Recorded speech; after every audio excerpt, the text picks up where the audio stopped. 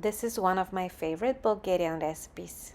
It is a cold yogurt and cucumber soup, or as Bulgarians call it, Tarator.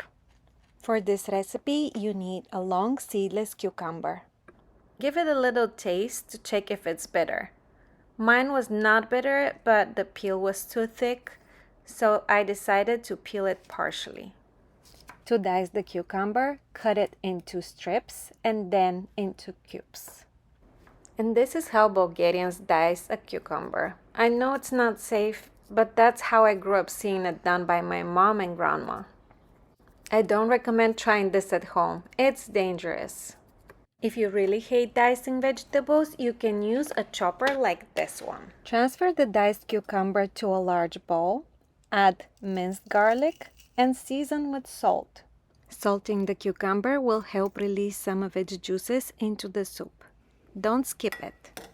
Add 2 cups of whole Bulgarian yogurt and stir to break down any lumps. Then pour 1 cup of ice cold water.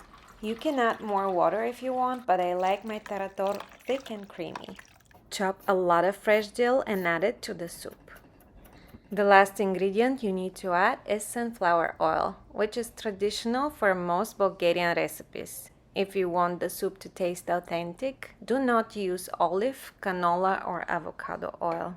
Always serve Tarator ice cold. Some Bulgarians, myself included, like to serve Tarator with chopped walnuts. We usually serve this cold soup as an appetizer with a glass of rakia, which is our traditional fruit brandy. Tarator is such an easy and refreshing soup. The perfect no-cook meal for a hot summer day. The full recipe is published on my website. The link is in the description. Thank you so much for watching.